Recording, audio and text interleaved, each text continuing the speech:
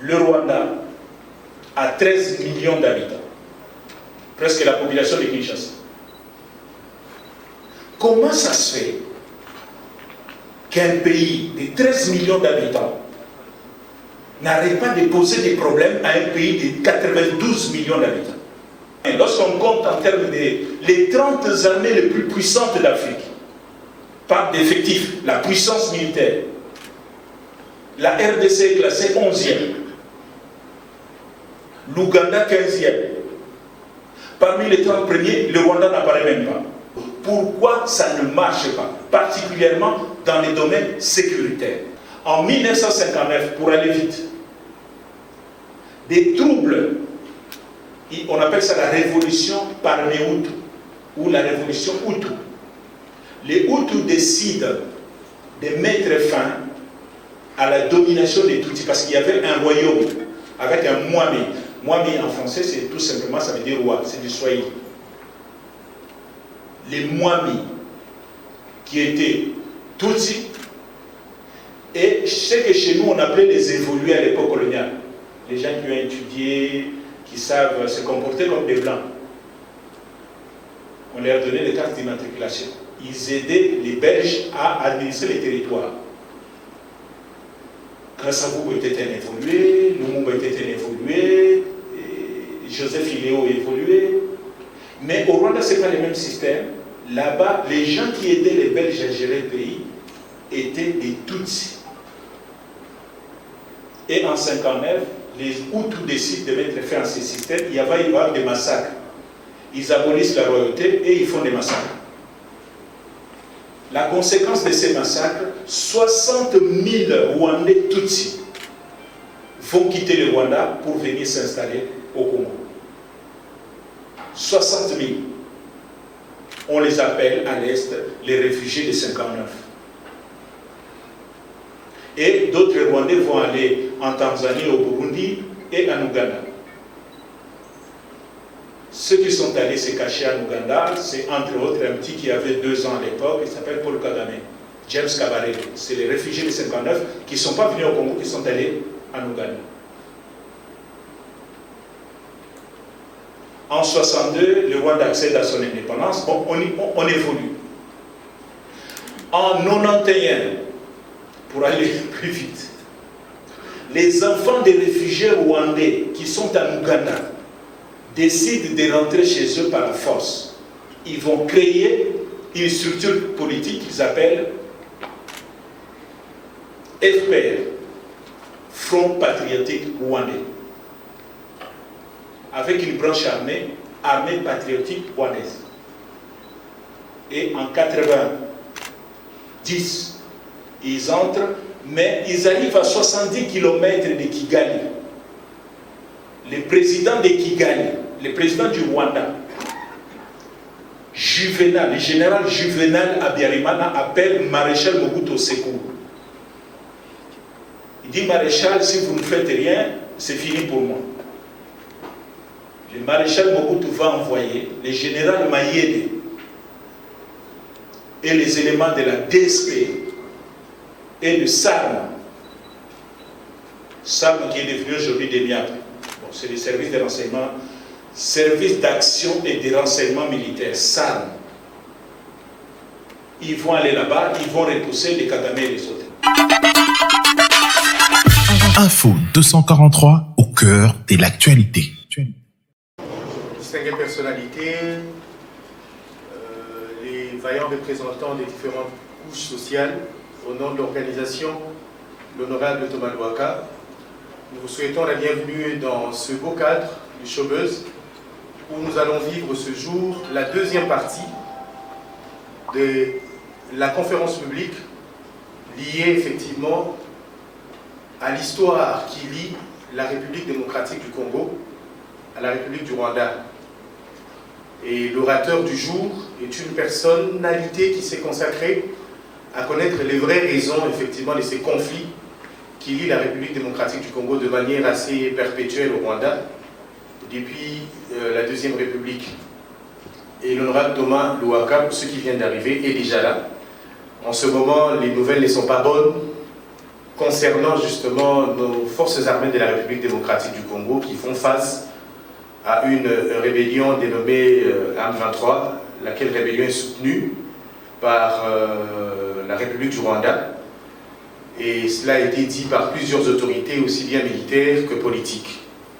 Alors que Showbuzz nous aide directement à ouvrir ce rideau pour que nous ne puissions pas passer beaucoup plus de temps à parloter, plutôt que d'écouter la personnalité, l'honorable Thomas Louaka, qui va nous donner la deuxième partie. Pour ceux qui étaient là, lors de la première partie, nous avons vécu les origines de ces conflits entre la République démocratique du Congo et le Rwanda. Il avait été dit, en tout cas, que aujourd'hui, deux erreurs fatales commises par le gouvernement congolais en son temps sont ou seraient à la base de ce que nous sommes en train de vivre présentement.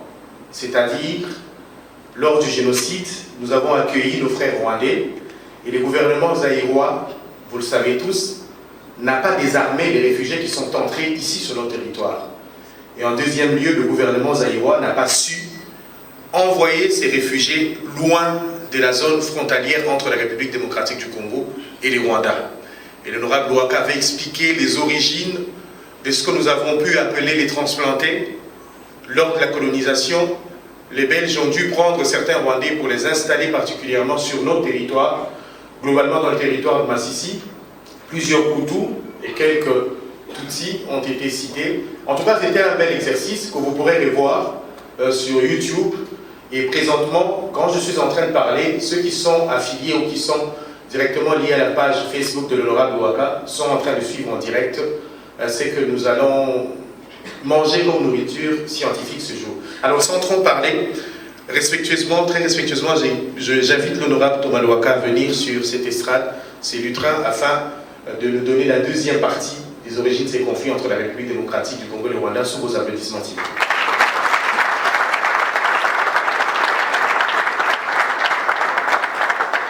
Merci beaucoup mon frère. Bonjour à tous. Merci d'avoir répondu à notre invitation.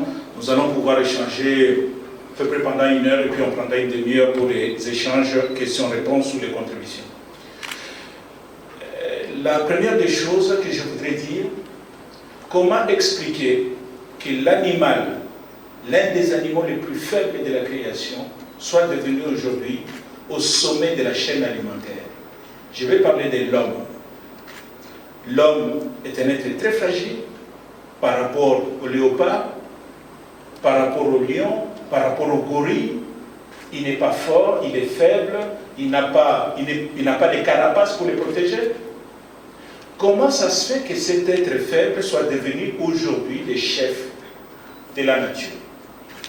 Eh bien, tous les scientifiques le reconnaissent aujourd'hui.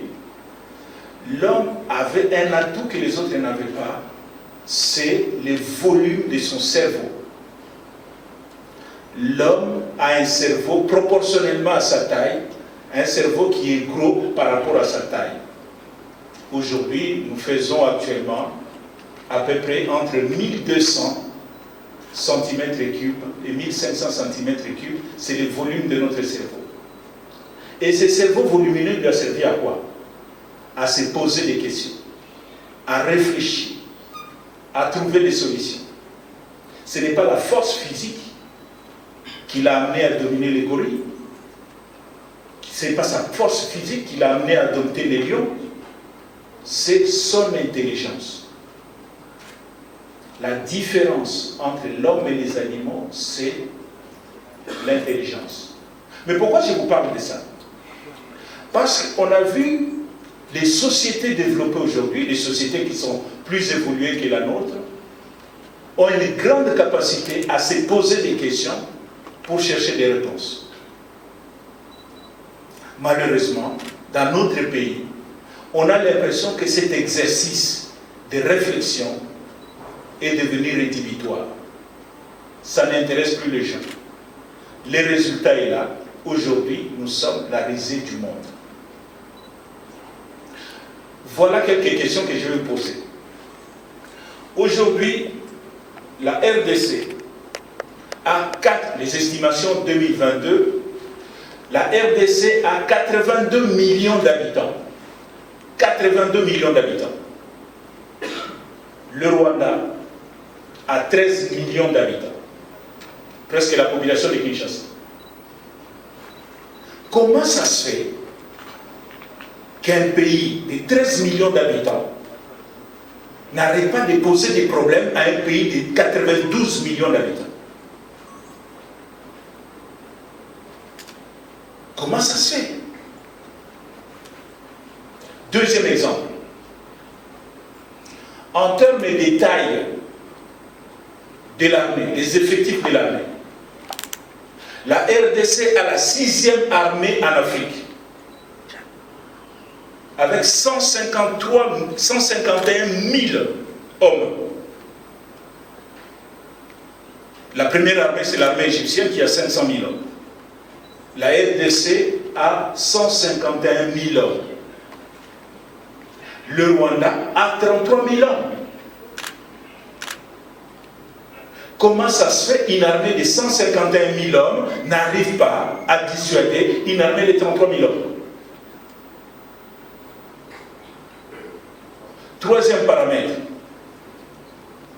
La RDC, hier j'étais au Parlement, le Premier ministre est venu présenter un budget pour 2023, 14 milliards 600 millions de dollars. Les prévisions budgétaires pour l'année prochaine. 14 milliards 600 millions de dollars. Le Rwanda, les prévisions du Rwanda pour 2023, 4 milliards 400 millions de dollars. Quel est le problème? Nous sommes plus nombreux qu'eux. Nous avons une meilleure armée. Lorsqu'on compte en termes les 30 armées les plus puissantes d'Afrique, par d'effectifs, la puissance militaire, la RDC est classée 11e, l'Ouganda 15e. Parmi les 30 premiers, le Rwanda n'apparaît même pas.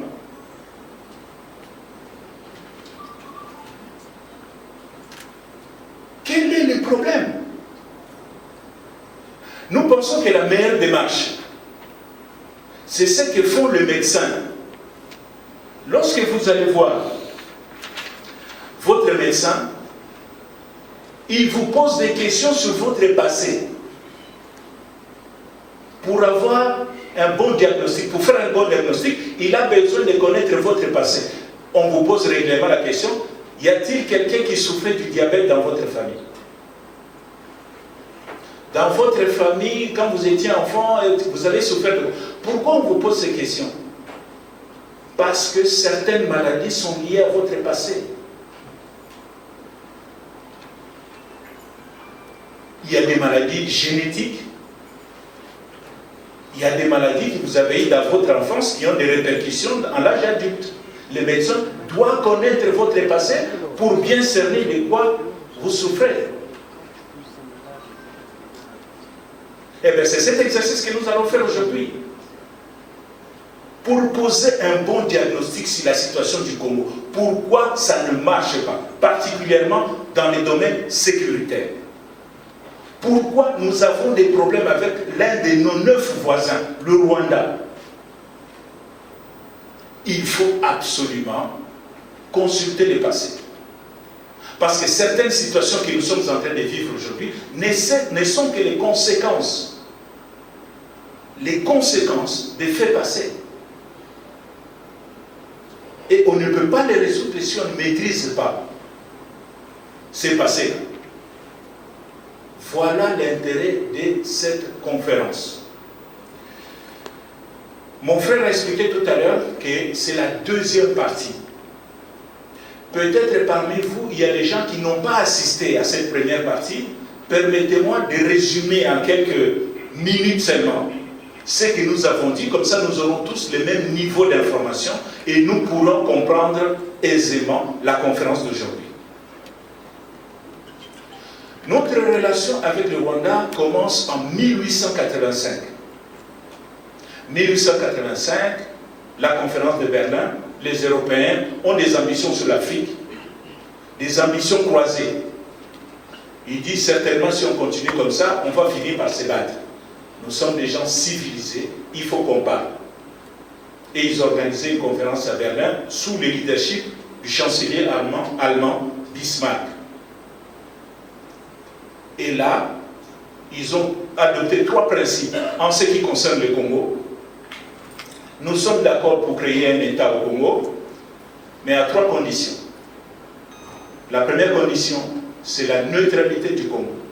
Le Congo ne devrait intervenir dans aucun camp lorsque nous nous battons entre nous.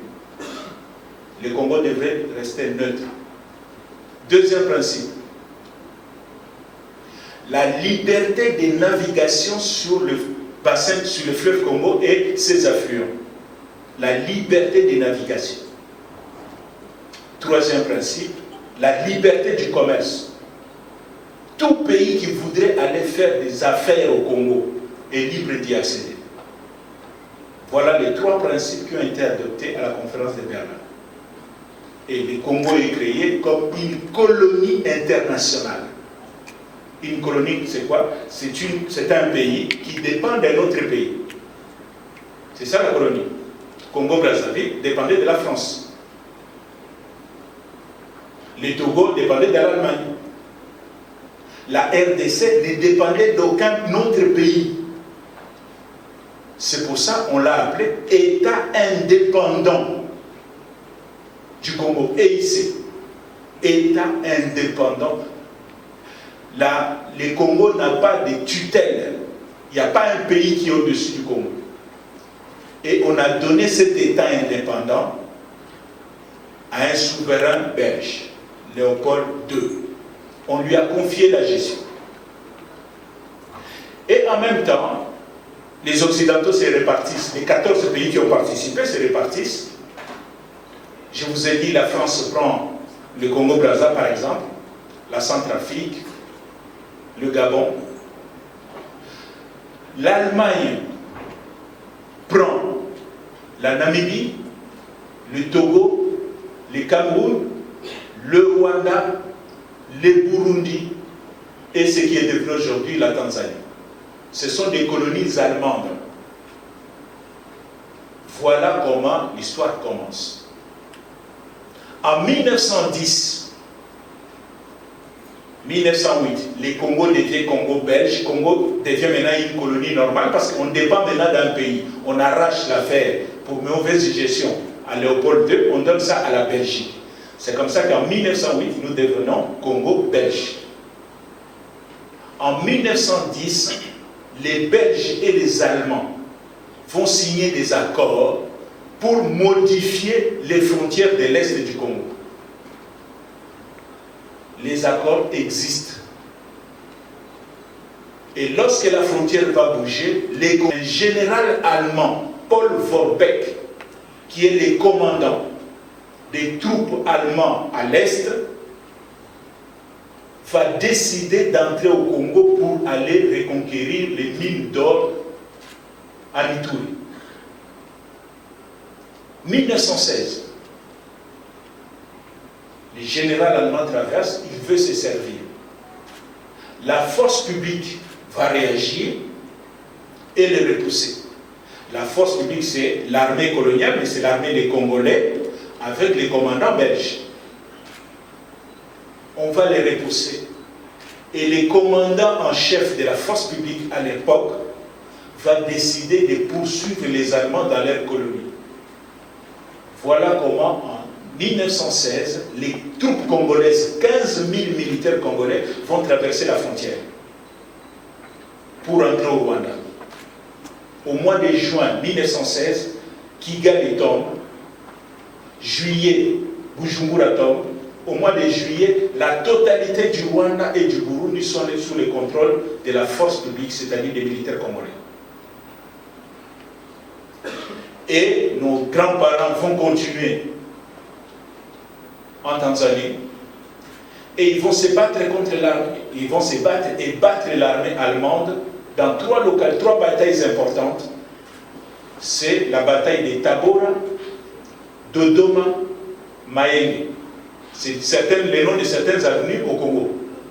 À Kitambo, même à Lubumbashi. les militaires congolais battent l'armée allemande. 1918, la guerre se termine. Et vous savez comment ça se passe. Celui qui a perdu la guerre, on lui confisque tout. Les Allemands ont perdu la guerre. On lui arrache ses colonies africaines.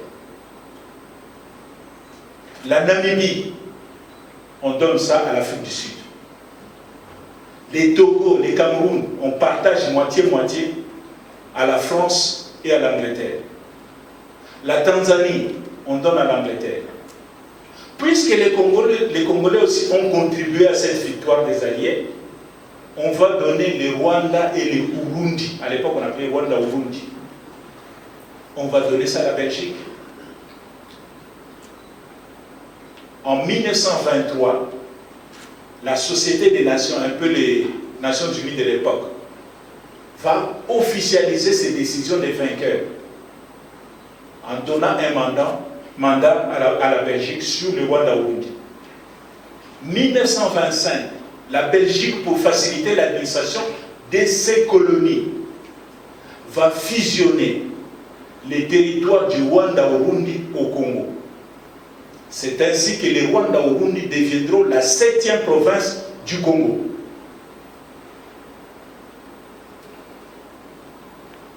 On a la même monnaie, on a le même gouverneur général, on a la même force publique, c'est la même force publique ici, qui sécurise le Rwanda et le Burundi. Donc, à un certain moment pendant la colonisation, on a les 6 provinces du Congo, Léopoldville, ce qui deviendra aujourd'hui Congo central, Kinshasa, Bandundu. Équateur, le Grand Équateur, la province orientale, les Kivu, les Grands Kivu, le Katanga, le Kasaï et le Rwanda-Urundi. Puisque nous sommes devenus un seul pays, les Belges en 1930 vont monter une mission qu'ils appellent MIB, Mission Immigration Banyarwanda. C'est quoi le rôle de cette mission? Aller sensibiliser les populations au Rwanda pour qu'ils viennent s'installer au Congo. Et les gens vont venir parce qu'il y a eu des tracts, il y a eu une campagne de sensibilisation. Les gens vont quitter le Rwanda, ils vont venir s'installer au Congo, principalement dans les Massissi. Cette opération va durer pendant 20 ans, de 1930 à 1950. On estime à peu près qu'il y a eu 200 000 Rwandais qui ont été installés au Congo pendant ces années-là. Essentiellement des Hutus.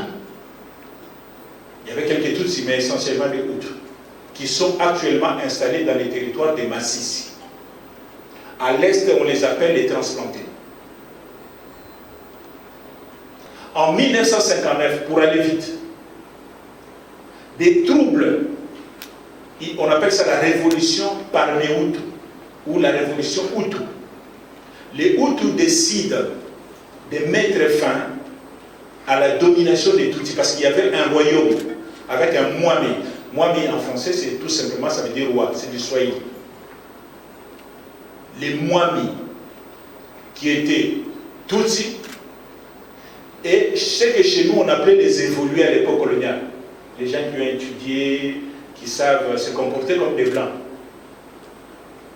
On leur donnait des cartes d'immatriculation. Ils aidaient les Belges à administrer les territoires. Kasavubu était un évolué, Lumumba était un évolué, Joseph Iléo évolué. Mais au Rwanda, ce n'est pas le même système. Là-bas, les gens qui aidaient les Belges à gérer le pays étaient des Tutsis. Et en 1959, les Hutus décident de mettre fin à ces systèmes. Il va y avoir des massacres. Ils abolissent la royauté et ils font des massacres. La conséquence de ces massacres, 60 000 Rwandais Tutsis vont quitter le Rwanda pour venir s'installer au Congo. 60 000. On les appelle à l'Est les réfugiés de 1959. Et d'autres Rwandais vont aller en Tanzanie, au Burundi et en Ouganda. Ceux qui sont allés se cacher en Ouganda, c'est entre autres un petit qui avait 2 ans à l'époque, il s'appelle Paul Kagame, James Kabarebe. C'est les réfugiés de 59 qui ne sont pas venus au Congo, qui sont allés en Ouganda. En 62, le Rwanda accède à son indépendance. Bon, on évolue. En 91, pour aller plus vite, les enfants des réfugiés rwandais qui sont en Ouganda décident de rentrer chez eux par la force. Ils vont créer une structure politique qu'ils appellent FPR, Front Patriotique Rwandais, avec une branche armée patriotique rwandaise. Et en 90, ils entrent, mais ils arrivent à 70 km de Kigali. Le président de Kigali, le président du Rwanda, Juvenal, le général Juvenal Habyarimana appelle Maréchal Mobutu au secours. Il dit: Maréchal, si vous ne faites rien, c'est fini pour moi. Le maréchal Mobutu va envoyer le général Mayede et les éléments de la DSP et de SARM. SARM qui est devenu aujourd'hui des MIAP. Bon, c'est le service de renseignement, service d'action et de renseignement militaire, SARM. Ils vont aller là-bas, ils vont repousser les Kagame et les autres. Nous avons vu ça. En 92, il y a des traités de paix qui sont des accords de paix qui sont signés entre les FPR et les gouvernements. Et la conférence d'aujourd'hui, justement, commence en 93. Nous avons vu la dernière fois, on était arrivé en 94, lors du génocide, mais on recule un peu pour comprendre maintenant la situation dans la sous-région. Qu'est-ce qui va se passer en 93 au Congo?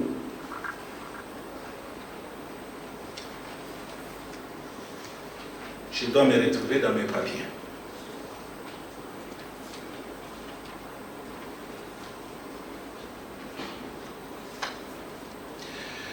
D'abord, voyons la situation politique du Nord Kivu.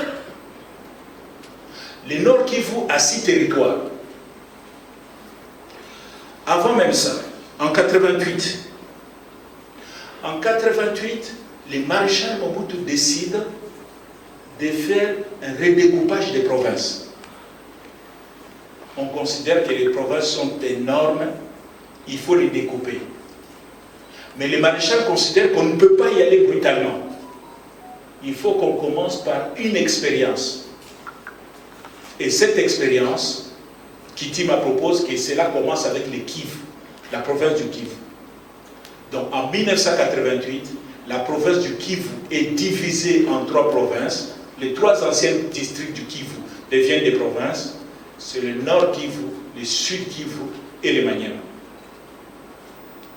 Et en 1993, le Nord Kivu a 6 territoires. Nous avons les territoires de Walikale, Masisi, Nyiragongo, Rutshuru, Lubero, Beni. Ce sont les 6 territoires du Nord Kivu et 3 villes, Goma, Butembo, Beni.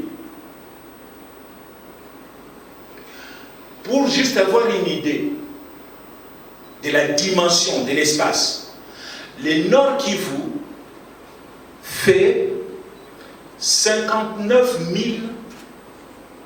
499 km². 59 499 km². En comparaison, le Rwanda fait 26 000 km².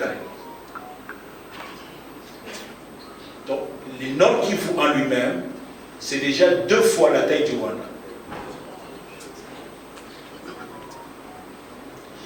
On prend même un territoire, le territoire de Walikale. Le territoire de Walikale fait 23 000 km². Donc le territoire de Walikale, c'est à peu près la taille du Rwanda. Quel est le peuplement du Nord Kivu? Voici les populations qu'on trouve dans la province du Nord Kivu. À Walikale. Non, peut-être un petit marche arrière, sinon on ne comprendra pas. En 60, on retrouve au Congo les gens qu'on appelle les Banyarwanda. Les gens qui parlent la langue Kinyarwanda ou les gens de culture rwandophone. Mais là-dedans, il y a 3 tribus. Vous avez les Hutus, les Tutsis et les Twa. Les Twa sont les Pygmées. Ils parlent Kinyarwanda. Mais là aussi, il y a 3 catégories dans ces tribus-là. Vous avez la première catégorie. Les gens qui, lorsqu'on découpe le Congo, on crée le Congo, l'État indépendant du Congo, il y a une partie de ces gens de culture Kinyarwanda qui se retrouvent du côté congolais. C'est un phénomène qu'on rencontre dans tous les pays africains. Les Ngwandi qui sont en Centrafrique, ils sont chez nous. Les Bakongo qui sont au Congo-Brazzaville. Les Bangala qui sont au Congo-Brazzaville, ça sont des sous, c'est un Mongala. Mais du Congo-Brazzaville. L'Issouba, c'est un Mukongo, mais du Congo-Brazzaville. Ainsi de suite. On a vu ce phénomène-là un peu partout. Donc, il y a cette première catégorie-là des rwandophones qui se retrouvent du côté congolais. Vous avez la deuxième catégorie, les transplantés. Je vous dis qu'en 1960, on a estimé à peu près à 200 000 Rwandais qu'on a amenés. 10 ans après, ils sont devenus combien? Donc, deuxième catégorie des Banyarwanda, ce sont les transplantés. Troisième catégorie des Banyarwanda, ce sont les réfugiés de 59.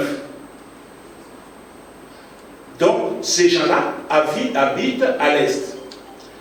Au Nord Kivu,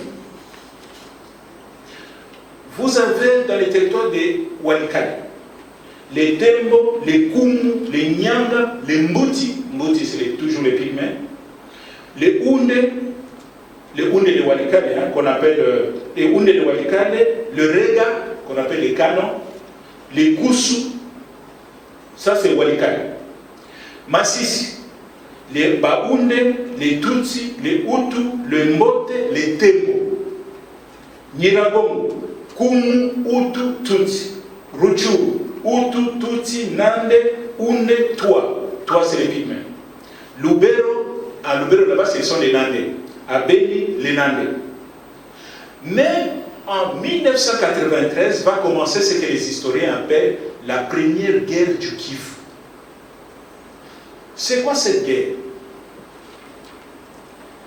Il y a des tensions à l'est dans le Nord Kivu. Les tensions liées à quoi? Certaines populations congolaises considèrent que les gens que nous avons accueillis commencent à avoir trop d'importance. Importance économique,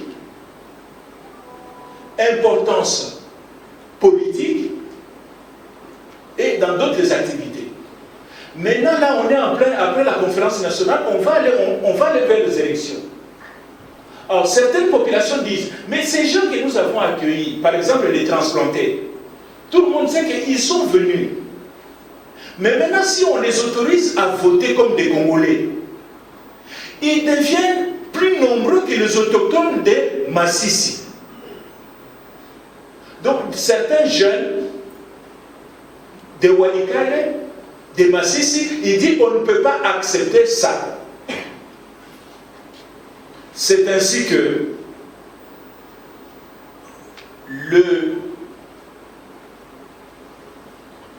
au mois de mars, au mois de mars 1993, on appelle ça le marché des Toto. Au marché des Toto, des jeunes Nyanga vont attaquer des rwandophones, essentiellement des Hutus. Il y a un massacre au marché des Toto au mois de mars. Et lorsque les Hutus sont massacrés, il y a un phénomène qui va apparaître dans le Nord Kivu à partir de 1993, les milices tribales. chaque tribu dit il faut qu'on puisse se défendre. Les milices vont apparaître, chaque tribu va acheter des armes à qui? À l'armée officielle, aux FAZ, Forces armées zaïroises. Chaque tribu va recruter des mercenaires où? Chez les FAZ. Et les désordres vont commencer à l'est. Mais les désordres commencent à l'est entre qui et qui? En 93, dans la première guerre. Entre ce qu'on appelle les autochtones contre les Banyarwanda. La grande majorité des Banyarwanda, ce sont des Hutus. Voilà la première guerre qui commence dans le Nord Kivu. Pourquoi l'armée du maréchal est indifférente? Pourquoi parfois on a l'impression qu'il jette de l'huile sur le feu? Eh bien, on est dans une phase politique à Kinshasa où Mobutu est fragilisé sur le plan politique. On essaye de le faire partir, on lui met la pression, avec la pression de la communauté internationale, pour le faire partir. Les stratèges du maréchal vont monter ce qu'on a l'habitude d'appeler les plans Nyamwisi. Nyamwisi Mouvili, c'était un politicien nandé. C'est quoi les plans Nyamwisi? Ça consiste à semer les désordres dans le Nord Kivu pour faire comprendre à la population et à la communauté internationale que sans Mobutu, ce pays va sombrer dans les chaos. Seul Mobutu peut mettre de l'ordre dans ce pays. Et vous connaissez la célèbre phrase du maréchal, après moi les chaos. Donc si je quitte ce pays, ça va être les chaos. Donc voilà comment les désordres commencent là-bas. C'est la première guerre du Kivu. Les bilans de cette première guerre, on estime de 6 000 à 7 000 morts, 200 000 déplacés. Le calme va revenir parce que les ONG, les associations, ils vont s'impliquer, ils vont se parler et le calme va revenir dans les Nord Kivu. Mais les choses vont se détériorer une année après. Pourquoi les choses se détériorent une année après? Parce que le 6 avril 1994, l'avion du président du Rwanda, Juvenal Habyarimana, est abattu à l'aéroport de Kigali et le génocide commence. Le 10 avril 1994, l'APR rompt le cessez-le-feu et reprend la guerre. Et cette guerre de l'APR va conduire à la victoire de l'APR et les réfugiés rwandais, essentiellement des Hutus, vont se déverser au Congo. À peu près 750 000 Rwandais. 750 000 Rwandais entrent au Nord Kivu. Toute l'administration, l'armée, la police et la population viennent au Nord Kivu. L'arrivée massive de ces réfugiés rwandais au Congo va déclencher ce qu'on appelle la deuxième guerre du Kivu. Pourquoi cette deuxième guerre est relancée? Parce que lorsque les réfugiés rwandais arrivent, ils n'acceptent pas, les politiciens rwandais n'acceptent pas leur défaite. Ils disent, nous devons reconquérir le pouvoir au Rwanda, chasser les Tutsis qui nous ont chassés. Et ils vont mettre en place un gouvernement qu'on appelle gouvernement rwandais en exil, GRE ou GRE, gouvernement rwandais en exil. Et les gouvernements rwandais en exil ils vont créer un mouvement politique qui s'appelle RDR, qui veut dire Rassemblement pour le retour et la démocratie au Rwanda. Tout ça, ça se passe au Congo. Et le gouvernement rwandais en exil va lancer deux guerres. La première guerre, il décide de mener une guérilla au Rwanda. Il dit, on va attaquer les Tutsis au Rwanda. Ce qui fait qu'à partir des camps de réfugiés au Congo, ils traversent, ils font des opérations commando, ils rentrent se cacher au Congo. Le Congo est devenu leur sanctuaire. Et ce mouvement de va-et-vient va avoir pour conséquence que l'APR, l'armée rwandaise, l'armée qui a conquis le pouvoir, donc l'armée de Kagame, va commencer à faire aussi des incursions au Congo pour suivre ces réfugiés. C'est ainsi, par exemple, dans la nuit du 11 au 12 avril 1985, l'APR attaque les camps de réfugiés de Birava. Le 8 mai 1995, les camps de Kangamiro. En novembre 1995, attaque l'île de Lawa. L'armée de Mobutu va réagir en disant ce n'est pas normal, comment une armée étrangère peut commencer à traverser, et l'armée de Mobutu va faire des représailles. Les phases vont traverser la frontière et attaquer le 20 avril 1995, les phases vont attaquer la ville de la cité de Bugarama, au Rwanda. Deuxième guerre du gouvernement rwandais en exil. Première guerre, on mène des opérations au Rwanda. Deuxième guerre, ils vont procéder à un nettoyage ethnique dans un triangle. Masisi, Walikale, Rutshuru. Et l'armée Hutu va trouver les tensions qui existaient entre les communautés. Leurs frères Hutu congolais vont leur expliquer la problématique. Ici, on n'est pas accepté régulièrement les milices congolaises qu'on appelle de manière générique les Maï-Maï, nous attaquent, les autres disent ok, nous on amène maintenant du matériel moderne, avec des militaires formés. Les miliciens, ce sont des petits paysans hein, qui sont là avec une machette. Là maintenant, c'est une armée officielle qui est entrée au Congo. Cette guerre-là va opposer maintenant ce qu'on appelle les Hutu Power. Les Hutus rwandais s'allient avec les Hutus congolais pour corriger ce qu'on appelle à l'est les autochtones. Comme ils ont la puissance des feux, ils vont calmer tout le monde. Les Tutsis du Congo qui étaient alliés aux Hutus du Congo dans la première guerre, parce que c'était les rwandophones contre les autochtones.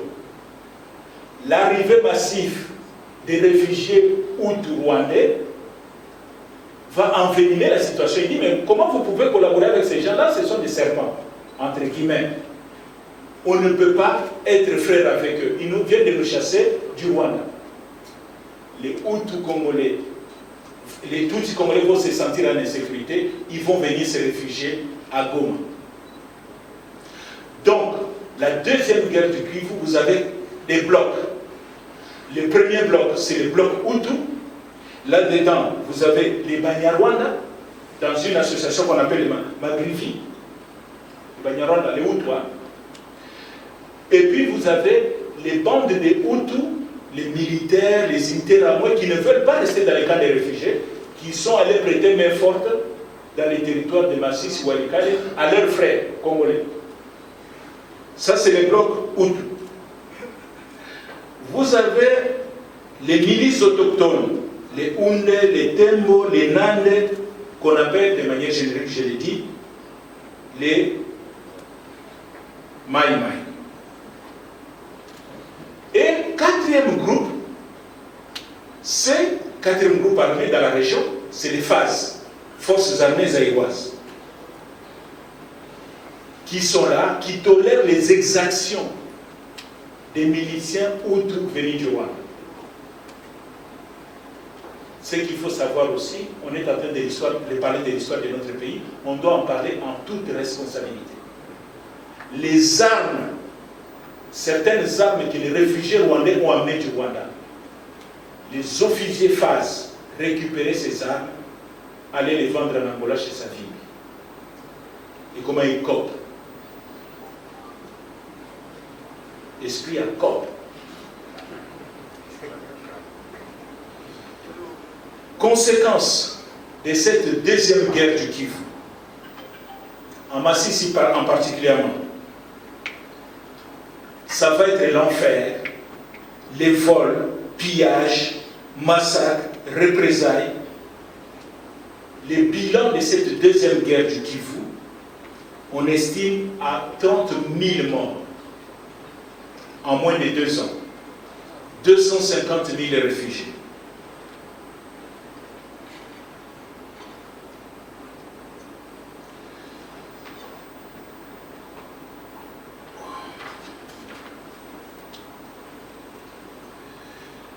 Et puis, les autorités zaïroises vont à un moment réagir à cette situation d'insécurité.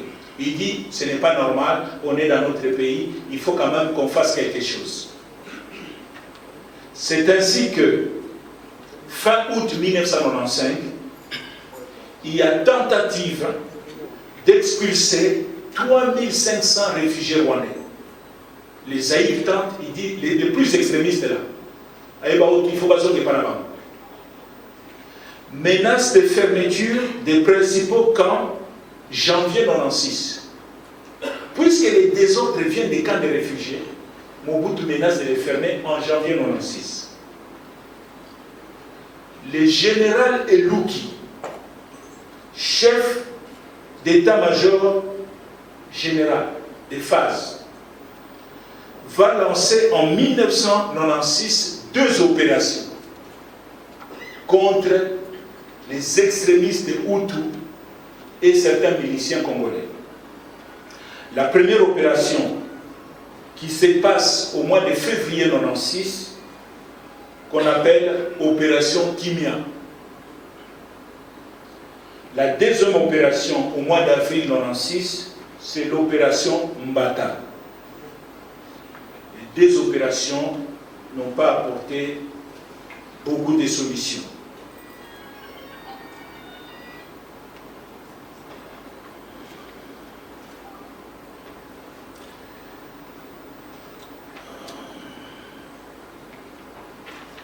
Voilà une petite pause, le temps que je me retrouve dans mes papiers. C'est tellement sensible, il faut que je sois précis, n'est-ce pas? Ouais. On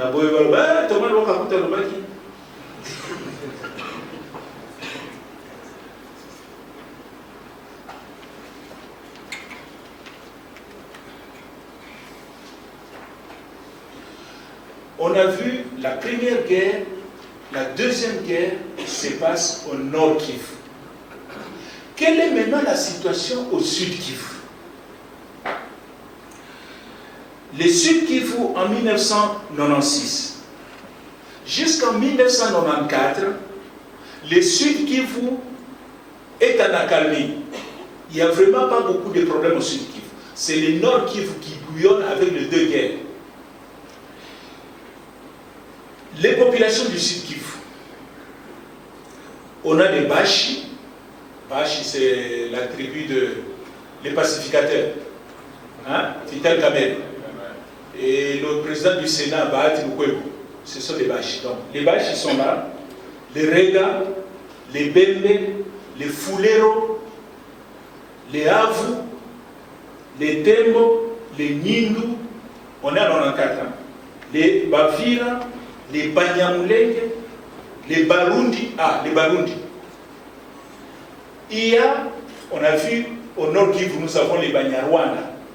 Au sud Kivu, il y a des populations des cultures burundaises. Mais lors du découpage, ils se sont retrouvés au Congo. On les appelle les Barundi, mais c'est des Congolais. Donc si un jour on vous présente quelqu'un dit c'est un Murundi, ne croyez pas qu'il est burundais, il peut être le Murundi du Congo. Donc les Barundi existent. Mais on n'entend jamais parler avec eux parce qu'ils sont discrets. Les Barundi sont là et les Babouaïs. La situation va changer à partir de 93 aussi. Pourquoi? Les premiers facteurs qui changent la problématique au sud Kivu, c'est l'arrivée des réfugiés burundais. Le 21 octobre 1993, les extrémistes Tutsi du Burundi, je rappelle que le Burundi c'est à peu près la même configuration démocratique au Rwanda et démographique. C'est-à-dire quoi? Vous avez trois groupes ethniques, les Hutus, les Tutsis et les Twa. Le Burundi c'est une copie, c'est une sœur jumelle du Rwanda. Et dans les proportions, ce que vous devez aussi savoir, on l'a dit la dernière fois, mais j'aime toujours répéter ça parce que sinon les gens ils se font des idées. Au Rwanda, ce qu'on appelle les Hutus, morphologiquement, donc ils sont comme vous et moi, représentent 90% de la population. Les Tutsis, c'est 10%. Mais comme les Congolais ont l'habitude de considérer que tous les Rwandais sont des Tutsis, c'est pour ça qu'ils sont surpris dès qu'il y a une équipe de football du Rwanda qui vient jouer à Kinshasa. Ils ont l'impression que c'est les Congolais qui se sont infiltrés là-bas. Parce que pour eux, ils pensaient que l'équipe du Rwanda c'est les Tutsis. Non, les Tutsis c'est 10% de la population du Rwanda, 90% sont des Bantous. C'est la même configuration au Burundi. 90% des Burundais sont des Hutus. Les Tutsis sont 10%. Bon, les Twa, hein, ils sont là, il ne faut pas qu'ils disent qu'on les a ignorés. Les Twa, c'est peut-être 1 ou 2% de la population, les Pygmées. Donc, le 21 octobre 1993, les extrémistes Tutsis burundais tuent le président de la République, qui s'appelle Melchior Ndadaye, et d'autres dignitaires. Le Burundi va sombrer dans une grande violence, à peu près 50 000 morts au Burundi à la suite de ces affrontements. 170 000 réfugiés burundais viennent au Congo, au sud Kivu.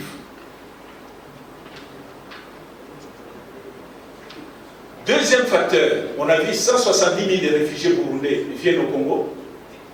Deuxième facteur, après les génocides du Rwanda en 1994, les réfugiés rwandais viennent au Congo. Nous avons dit à peu près 780 000 au nord Kivu.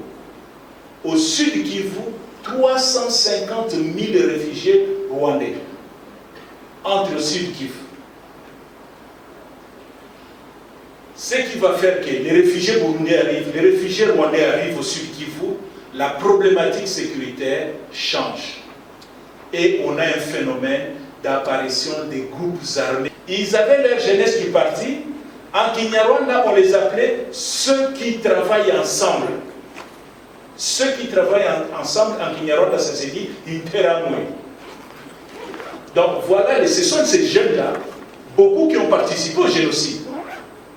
Et ils viennent, on les retrouve au Congo avec les ex-FARC. C'est le premier groupe armé. Deuxième groupe armé, c'est l'armée rwandaise, l'APR, qui commence à suivre au sud Kivu les ex-FARC et les Interamwe, qui fait des incursions. Le troisième groupe armé, les réfugiés burundais, quand ils viennent, ils vont créer aussi un mouvement politique avec une branche armée. Les mouvements politiques et leur branche, les mouvements politiques s'appellent FDD. CNDD-FDD, ça veut dire quoi? Conseil national pour la défense de la démocratie, force de défense de la démocratie. FDD, CNDD. Quatrième groupe armé, c'est les FAB. FAB, ce sont les forces armées burundaises, l'armée officielle du Burundi, qui suit ces rebelles au Congo.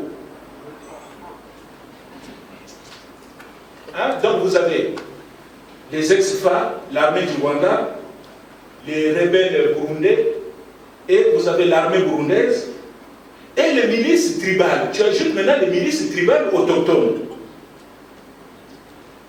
qu'on appelle communément les Maïmaï. Les Maïmaï, chaque tribu aussi a ça, les Bafulero, les Bavira, chaque tribu crée sa milice au Sud Kivu. Tu vas ajouter aussi la milice des Banyamulenge. Les Banyamulenge aussi créent leur propre milice. Et septième groupe armé, tu as les phases, les forces armées zaïroises. Maintenant, pour bien comprendre la grande guerre qui va commencer, qu'on va appeler la guerre de l'AFDEL, il est important de vous expliquer quelque chose qu'on appelle à l'est là-bas, l'initiative régionale. C'est quoi l'initiative régionale? Là, on est obligé de rentrer un peu en arrière dans l'histoire du Rwanda pour comprendre l'initiative régionale qui joue un rôle important dans la sous-région. Après la signature des accords d'Arusha, les accords d'Arusha 5, entre les forces rwandaises, le gouvernement rwandais et l'APR, on est en 1993, l'APR n'a pas encore pris le pouvoir, ce sont encore des rebelles. Avec le gouvernement d'Habyarimana, ils vont signer des accords en Tanzanie. Et les deux groupes, les gouvernements du Rwanda et l'APR, les rebelles, vont demander aux Nations Unies le déploiement d'une force internationale chargée de superviser l'application des accords d'Arusha. C'est comme nous, au Congo, les gens parfois se posent la question, la MONUC, la MONUSCO, les Nations Unies sont arrivées ici comment? Eh bien, sachez-le, lorsque les Congolais signent les accords de Lusaka, en 1999, gouvernement de Kinshasa, MLC, RCD, dans ces accords-là, les trois groupes, les trois forces se conviennent de demander aux Nations Unies le déploiement d'une force internationale chargée de superviser l'application de l'accord de Lusaka. Voilà comment les Nations Unies ont monté une opération qu'on a appelée à l'époque MONUC, Mission d'observation des Nations Unies au Congo. C'est à la suite d'un accord signé entre les Congolais que les Nations Unies sont arrivées. Donc, le même phénomène en 1993 se passe au Rwanda. Le 5 octobre 1993, le Conseil de sécurité va adopter la résolution 872 qui crée la mission d'assistance des Nations Unies au Rwanda. Ça s'appelle MINUAR. Les MINUAR arrivent au Rwanda, effectif 4157 hommes, les casques bleus. Et le 7 avril 1994, je vous ai dit que l'avion du président est abattu le 6 avril 1994.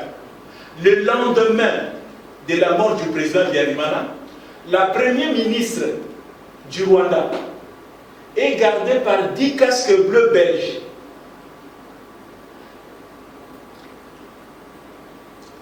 La garde présidentielle du Rwanda va tuer les 10 casques bleus et la première ministre qui s'appelait Agathe. Et là, un autre Rwandais très compliqué. On garde seulement Agathe.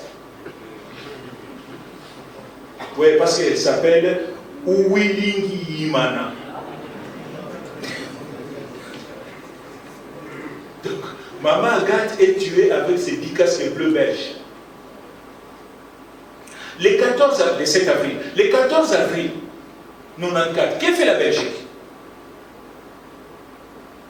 La Belgique a peur. Il dit, mais nous, on a envoyé les casques bleus. Ce n'est pas pour être tués.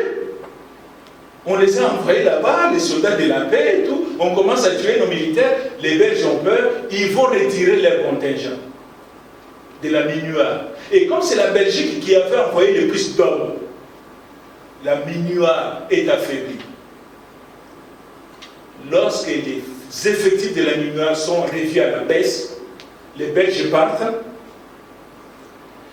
Et ceux qui commettent les génocides interprètent les retraits des Blancs comme un fait vert. Hein? Faites ce que vous êtes en train de faire.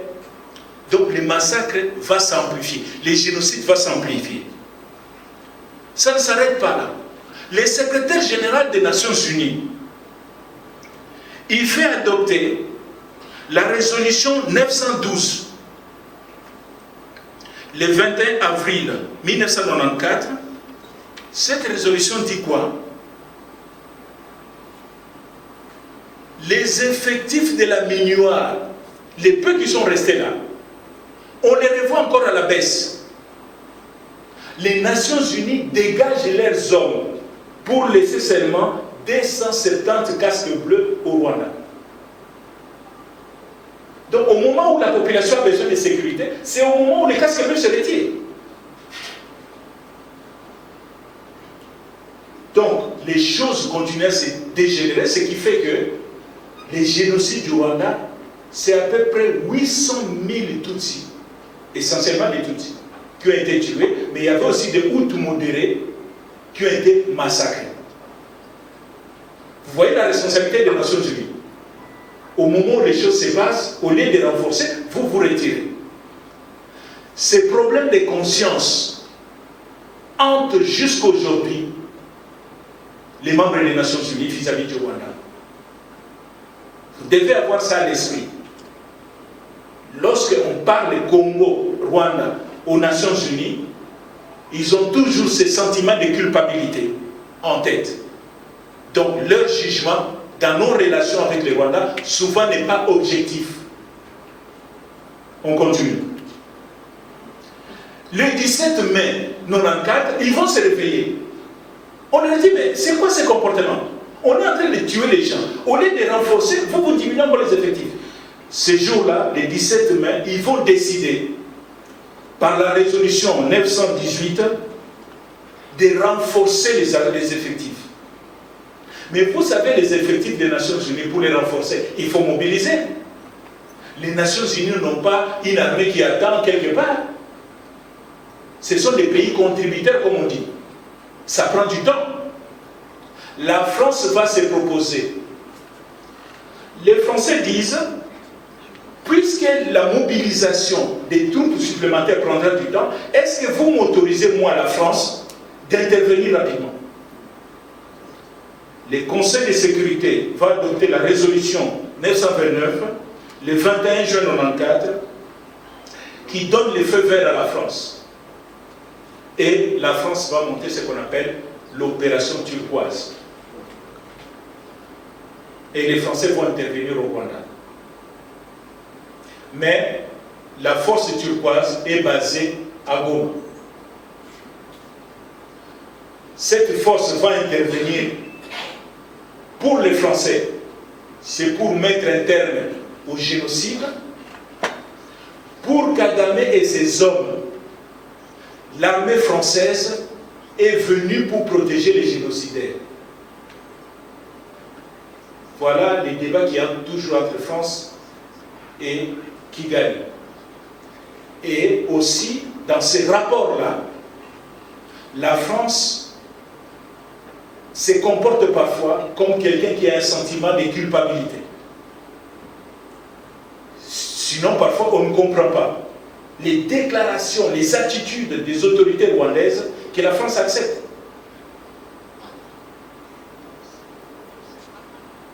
Donc, les Français sont déployés. Après les génocides rwandais, quelques leaders africains vont se concerter. Qu'est-ce qu'ils vont dire? Les amis, on ne peut pas compter sur le plan quand nous avons un problème. Pour eux, nous ne représentons rien. Vous avez vu ce qu'ils ont fait au Rwanda. Au moment où on a besoin d'eux, ils se sont retirés. Alors, désormais, les problèmes en Afrique, nous devons les régler nous-mêmes. Il faut mettre en place ce qu'on appelle l'initiative régionale. Qui sont membres de l'initiative régionale? Au début, vous avez la Tanzanie, l'Ouganda et le Rwanda. Et l'initiative régionale va s'agrandir pour intégrer le Burundi, le Kenya, l'Éthiopie, la Zambie, l'Angola, le Zimbabwe, l'Afrique du Sud et l'Érythrée. Voilà les gens qui se concertent lorsqu'il y a des dossiers majeurs qui se passent en Afrique.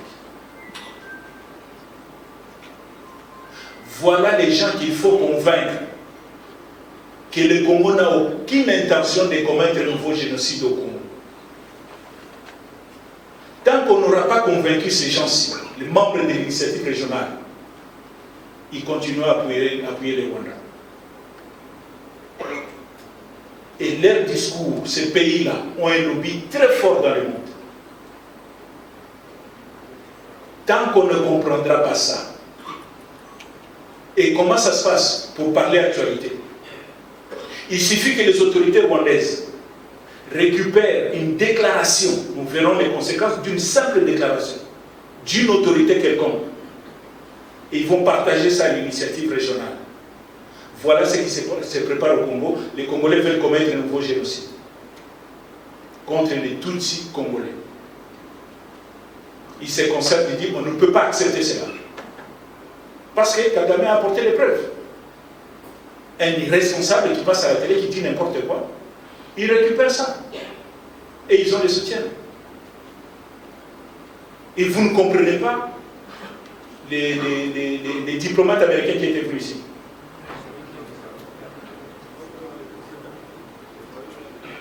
Il a dit, je me souviens de l'interview avec le Sakwema.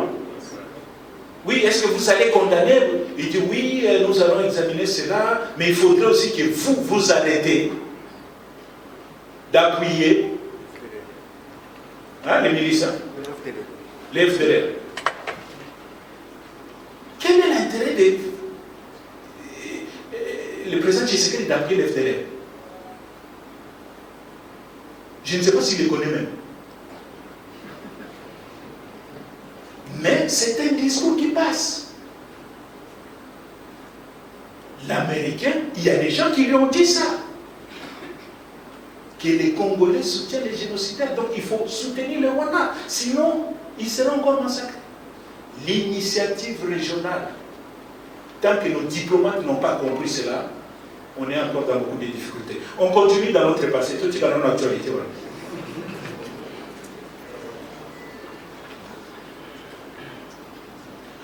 Le président de l'autorité morale de l'initiative régionale, à l'époque, il s'appelle Julius Nyerere. C'est l'ancien président de la Tanzanie. Un homme très respecté. Pourquoi Nyerere est respecté? Était respecté dans la région. Pourquoi il était considéré comme l'autorité morale? Ce que Nyerere disait avait du poids. Parce que Nyerere a chassé Idi Amin de l'Ouganda en 1979. Parce que Nyerere a aidé beaucoup de mouvements de libération quand il était président. Nyerere a aidé la SWAPO. La SWAPO, c'est un mouvement de libération namibien.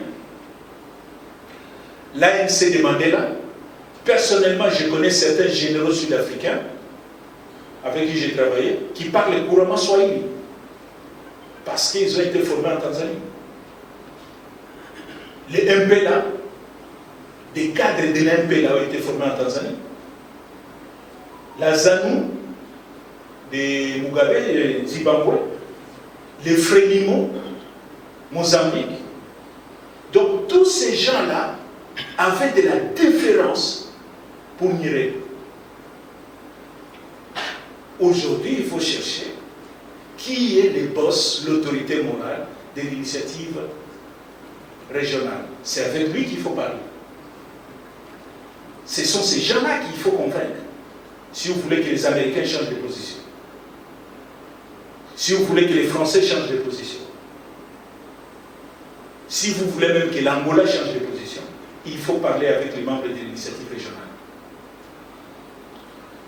Donc, on revient maintenant au Sud Kivu avec tous ces groupes armés. La tension monte, on est en 94. Je vous ai cité le nombre de groupes armés dans le Sud Kivu.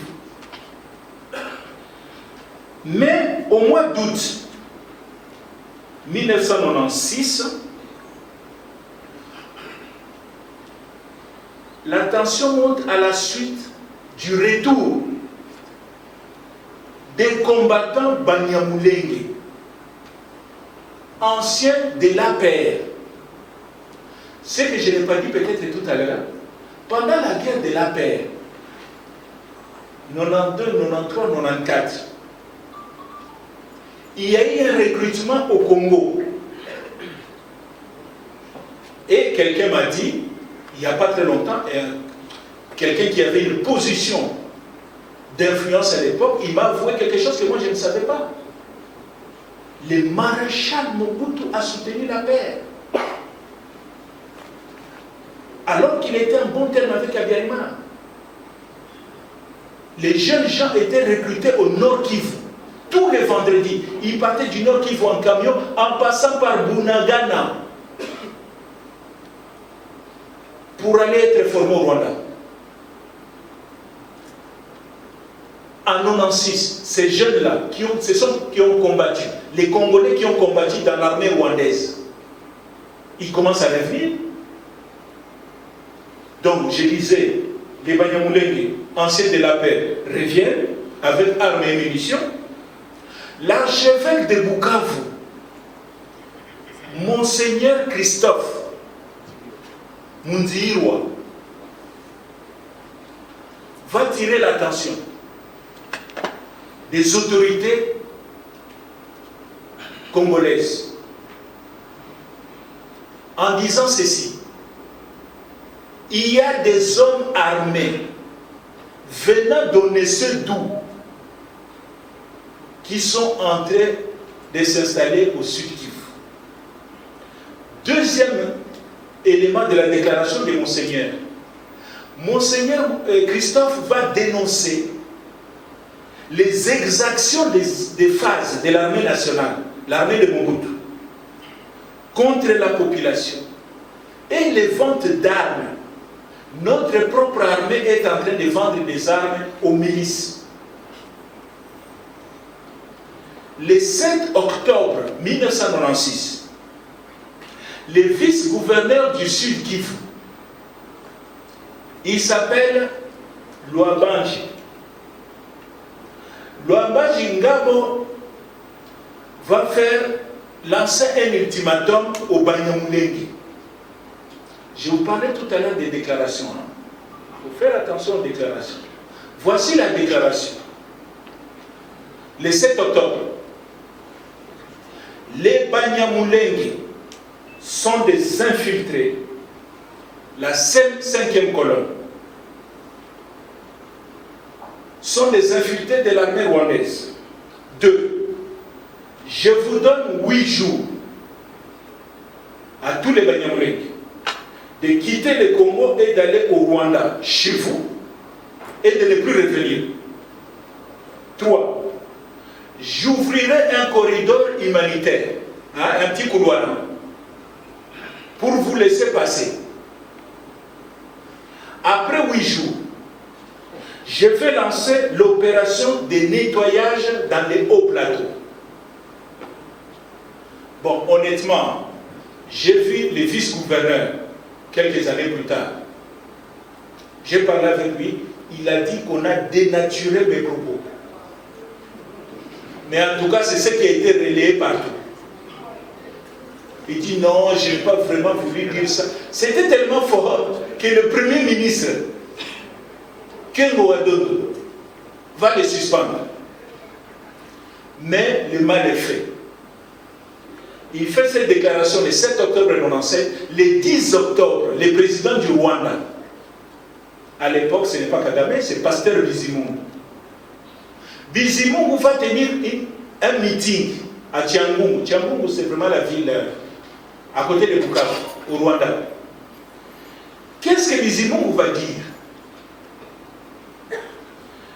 Bizimungu dit ceci: je demande aux Banyamulenge de rester au Congo, qui est leur pays, pour donner une leçon d'histoire à ceux qui veulent les chasser du Congo. 2. Le Rwanda est un pays hospitalier. Le seul Banyamulenge que nous allons accueillir ici sont les personnes âgées et les enfants. Les jeunes Banyamulenge doivent rester au Congo pour corriger ceux qui veulent les chasser du Congo. Et vous devez vous battre pour votre pays. Voilà la déclaration du pasteur Bizimungu en réaction à la déclaration du vice-gouverneur. Les 12 et le 13 octobre 1996, les Banyamulenge, en réalité, maintenant on a plus d'informations. Dans ces groupes-là, il y avait la moitié des Banyamulenge et la moitié des militaires rwandais. Qu'on a gonflé les effectifs en leur disant: vous avez tous la même physionomie, ça va congolais. Donc, on dit que mais il n'y avait pas que les Banyamulenge, il y avait aussi des Rwandais. Donc, les Banyamulenge attaquent le camp de réfugiés rwandais de Rumingu, près d'Uvira, et dispersent les réfugiés. On sait que l'intention du Rwanda au départ, c'est venir disperser les camps de réfugiés qui sont devenus des sanctuaires. On se comprend. Les gens qui menaient des opérations au Rwanda, ils venaient se cacher dans les camps. Le Rwanda maintenant monte une opération de police, il faut qu'on passe à Kawan. Et on confie la mission aux Banyamulenge. Mais les Banyamulenge, les effectifs, le Rwanda renforce les effectifs. Comme vous avez aussi la même tenue. Donc, cette nuit-là, ils dispersent les camps de réfugiés. Les 18, ça c'était le 13 octobre. Le 18 octobre,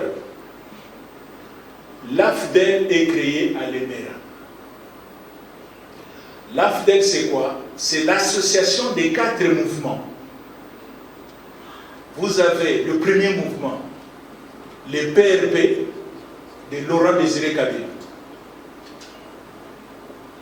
Le deuxième mouvement, qui est Laurent Désiré Kabila? Très rapidement. Laurent Désiré Kabila, lorsque Moïse Tchombe fait sa sécession, Tchombe, le 11 juillet, il décide de quitter le Congo, à Kati-Katanga. Ça ne nous concerne plus. Il y a un groupe de Katangais qui sont contre l'idée de Tchombe, parce que Tchombe est géré par les Belges. Il y avait une forte colonie belge au Katanga.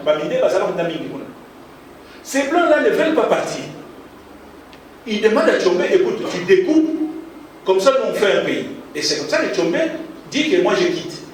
Mais les Katangais, un groupe de Katangais qu'on appelle les Balubakat, des Janssen Seng, les Baluba du Katanga, qui sont différents des Baluba du Kassai. Donc les Balubakat font une déclaration que nous on est contre la sécession, on ne veut pas quitter le Congo. Le président de la Ligue des jeunes des Balubakat se lance dans une rébellion contre Tchombe. Et le président de la Ligue des jeunes des Balubakat a 19 ans, en 1960, il s'appelle Laurent Désiré Kabila. Donc, c'est ce petit-là qui a grandi, quoi, qui réapparaît en 1996 dans le parti politique membre fondateur de la FDEL. Vous avez le CNRD de André Kissas Ngannou. D'où vient Kissas? Kissas, c'est lors de la rébellion de 64 à l'Est. Le commandant en chef des rebelles s'appelle le général François et Nicolas Olenga. Et lorsque Nicolas Olenga est en train de faire la guerre là-bas, il a ses 2 neveux qu'il a formés à Lokandola. et qui sont devenus escortes, comme on dit, hein, les gardes rapprochés. Deux jeunes. L'un, et lorsque la rébellion, Makambo Bebi en 64, hein, ils sont obligés de fuir. Nicolas Olena va fuir en Ouganda avec ses deux neveux. L'un s'appelle François Olenga, qui deviendra le grand général Yahé FARDC, et l'autre s'appelle André Kissa Sengandou. Donc voilà comment Kissa Sengandou réapparaît dans 1996. Le troisième mouvement s'appelle ADP, de Deogracias Bouguera, un ancien étudiant de l'IBTP, un architecte, hein, il a étudié ici à l'IBTP. Il a un mouvement à Koti. Et le quatrième mouvement, MRLZ, de Anselme Massassou. Qui est Massassou? Je vous ai dit que les jeunes Congolais sont allés se battre dans la guerre de libération du Rwanda, dans la paix. Eh bien, Massassou, c'est un chi, un mouchi. Les jeunes Bachi qui sont allés se battre la guerre du Rwanda, à côté de Kagame. Donc, Anselme Massassou s'était battu là-bas. Et lorsque la paix est en train de se faire, Massassou revient il crée son mouvement et il devient membre fondateur de l'AFDEL. Le 19 octobre, les rebelles prennent la ville d'Ouvira. Le chef d'état-major général de Faz, le général de Louki toujours, il déclare après la chute d'Ouvira, il dit la chute d'Ouvira est une ingérence du Rwanda. Comme aujourd'hui on déclare avec les 1-23. Et Louki a déjà déclaré ça en 1996. Ah oui, c'est le Rwanda, ces gens-là viennent d'où? En réalité, c'est le Rwanda qui se cache derrière. Et on va déclarer le Sud Kivu dans son entièreté en état de guerre. Donc l'état de guerre est déclaré au Sud Kivu. Le 26 octobre 1996, président Mobutu et le gouvernement de Kinshasa vont nommer 2 gouverneurs militaires. Comme maintenant la situation est là, il faut que les civils se reposent. On va nommer maintenant les gouverneurs militaires, comme actuellement. Qui sont les 2 gouverneurs militaires? Le premier s'appelle le général Ngwala Panzo. Il est nommé gouverneur du Nord Kivu. Le deuxième, général Michel Elesse, pour le Sud Kivu. Le général Elesse, il est nommé le 26. Le 28 octobre, il arrive à Bukavu. Lorsqu'il arrive à Bukavu le 28 octobre, le 29 octobre, il fait la remise de reprise avec le gouverneur sortant qui s'appelait Pasteur Kiembwa Walumona. Les civils, là, ils font la remise. Le 29, suivez-moi bien. Ils font la remise de reprise. Les nouveaux gouverneurs vont à la résidence du gouverneur. Bon, le temps de s'installer et tout, de prendre un verre d'eau, on vient lui signaler, mais papa gouverneur, papa général. Mais Bukavu vient de tomber, les rebelles sont déjà entrés. Mon grand frère, Elesse n'avait plus le choix que de fuir. Donc, il a été gouverneur du Sud pendant quelques heures.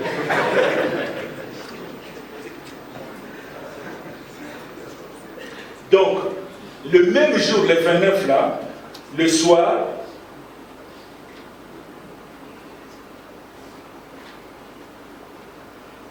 Monseigneur, qu'on a vu tout à l'heure, l'archevêque de Bukavu, Monseigneur Christophe Munzihirwa, tombe dans une embuscade, il est tué, avec quelques bonnes sœurs qui l'accompagnent. Donc, Bukavu tombe, c'est la plus grande ville maintenant que les rebelles ont. Il est temps pour nous d'évaluer un peu les rapports de force, puisque vraiment la guerre commence maintenant. Qui sont les forces en présence? Ce qu'on peut appeler les camps des loyalistes, côté Mobutu. Vous avez les phases. Les phases en 1996 est une armée composée de 50 000 hommes. Je vous ai dit aujourd'hui, Les FRDC, c'est 151 000, donc 3 fois plus. Maréchal avait 50 000 hommes. Dans les 50 000 hommes, il y a 15 000 DSP, division spéciale présidentielle. 15 000. Il y a 3 000 SARM, ça fait 18 000. SARM et DSP sont des unités combattantes. Ils sont équipés, ils sont entraînés. Donc, on peut dire que les 18 000 là, 15 000 DSP, 3 000 SARM peuvent aller au combat. Sur les 32 000 qui restent, les experts nous disent que seulement 20% des 32 000 sont combatifs. 20% des 32 000, ça nous fait à peu près 6 400. Les autres là, vous avez des militaires âgés qui attendent leur retraite. Hein? Souvent, vous allez aujourd'hui dans les camps militaires, les militaires sont âgés. Mais vous ne pouvez pas les libérer des maisons parce qu'on attend qu'on les mette en retraite. Les jeunes maintenant qui sont combatifs, ils n'ont pas de place dans les camps, ils sont obligés de louer à la cité. Vous voyez un peu. Deuxième difficulté de phase, la logistique. Il n'y a pas de véhicule de transport de troupes, pas d'armes, pas de munitions. Quelles sont les armes que Mobutu a en 1996? Des stocks, les restes des stocks que les Chinois, les Coréens et les Français avaient laissés lors de leur formation. Et la situation est tellement difficile dans l'armée que les militaires n'arrêtent pas de racketter la population.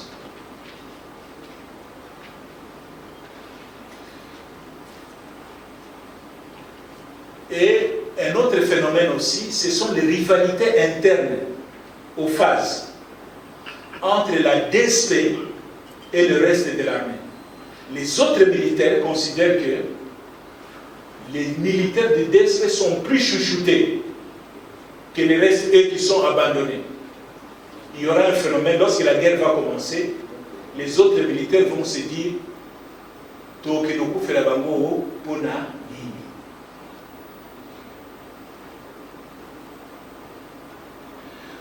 Du côté de Mobutu aussi, on a dit le premier groupe, le côté loyaliste, c'est les phases. Deuxième, les ex-phares. Puisque l'armée rwandaise traverse la frontière, automatiquement, ils prennent les camps de Mobutu. Les ex-phares et les interamouins, les ex-phares sont estimés à peu près à 40 000 hommes. L'armée rwandaise qui était au Congo. Ils sont bien équipés, ils sont bien entraînés. Et puis vous avez les milices interamouins. Maintenant, dans les camps des rebelles, qui sont dans les camps des rebelles? Nous avons les Banyamulenge qui ont été dans l'appel, comme on l'a dit. À l'époque, on estime les Banyamulenge qui sont venus du Rwanda, de l'armée rwandaise, à 1500. Les combattants du CNRD, qui s'est amené des militaires, combien? 600. Mais il a dit, il a promis aux amis, ne vous inquiétez pas, j'ai encore 6000 qui sont en formation en Ouganda, qui viendront compléter le chiffre. Et puis, il y a ce qu'on appelait la Légion congolaise. La Légion congolaise, c'est quoi? C'est 10 000 militaires. Les 10 000 militaires, on considère aujourd'hui, tous les chercheurs considèrent aujourd'hui, que la Légion congolaise était composée à 50% des militaires rwandais et 50% des militaires congolais. Donc 10 000 hommes dans la Légion rwandaise et la Légion qu'on appelait la Légion congolaise. Et puis, troisième catégorie, toujours dans les camps des rebelles, ce sont les mercenaires africains. Des gens qui viennent se battre pour l'argent. Qui on a vu dans l'Afrique? Les Érythréens, les Somaliens, les Éthiopiens, les Burundais, les Kenyans, les Tanzaniens.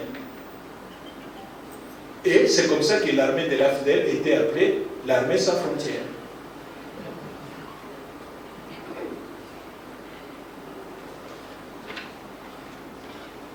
On a aussi, dans les camps des rebelles, les Ougandais.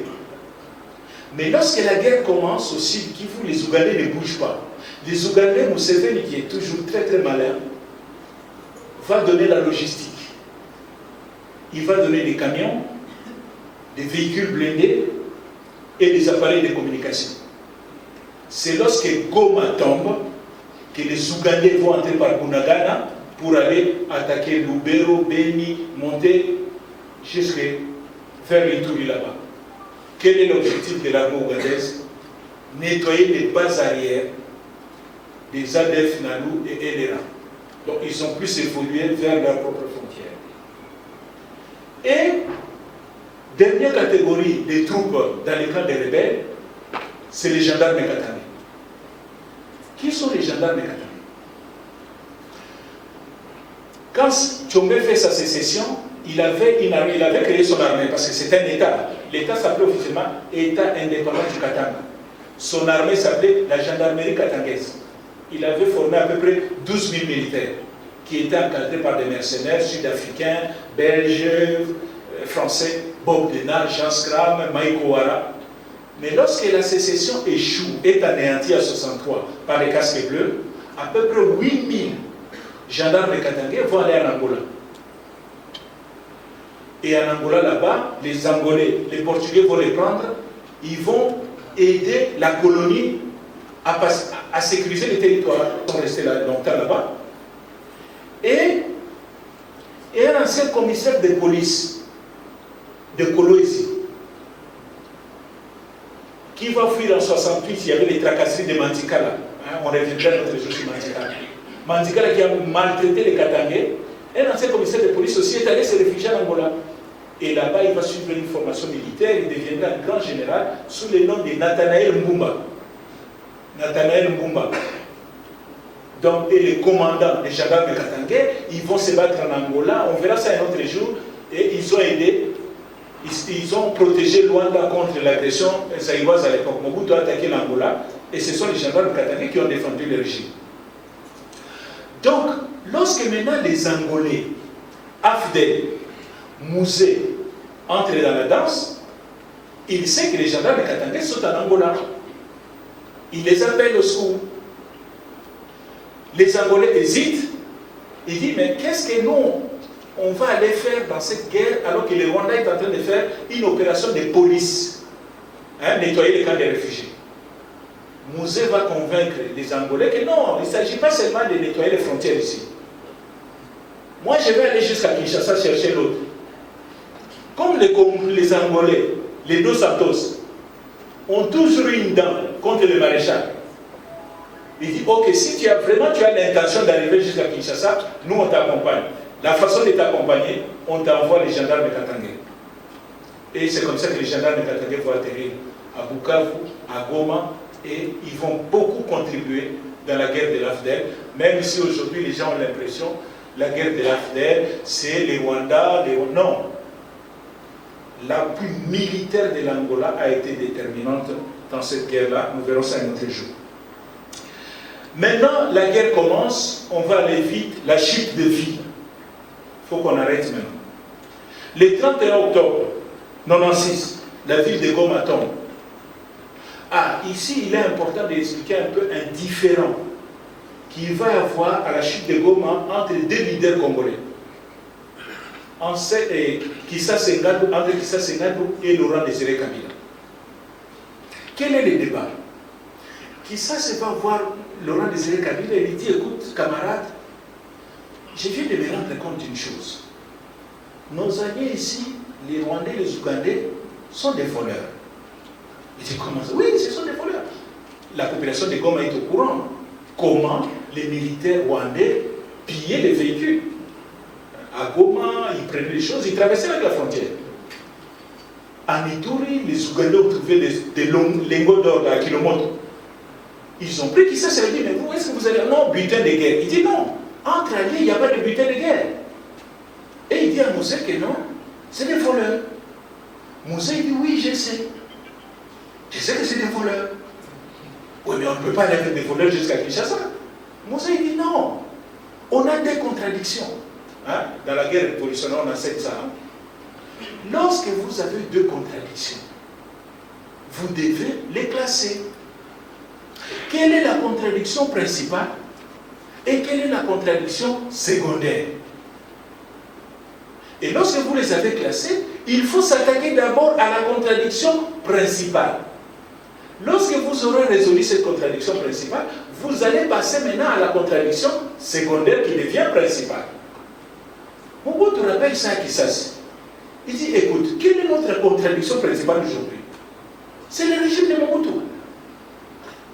Ces gens-là, oui, ce sont des voleurs. Mais on a besoin d'eux. Parce qu'ils nous apportent la diplomatie. À l'époque, on le sait très bien. Hein? Tous les pays, les Américains, l'Afrique du Sud, même si l'Afrique du Sud faisait semblant, en essayant de jouer les neutres, mais on savait que l'Afrique du Sud soutenait cette opération. Donc, il dit, ils nous apportent la diplomatie, ils apportent leur armée, et leur carnet d'adresse, ils ont des bons carnets d'adresse aux États-Unis. Sans eux, on ne peut pas arriver à Kinshasa. Arrivons d'abord à Kinshasa et on va s'occuper d'eux. Ça, c'est Laurent Désiré Kabila. Qui ça, c'est Ngandou. Très impulsif. Lui, il pense que non, il faut régler les problèmes maintenant. La conséquence, 2 jours après, qui ça, c'est Ngandou est abattu dans le parc d'événements. Et Mouzé, la contradiction principale ayant disparu, la contradiction secondaire devient la contradiction principale.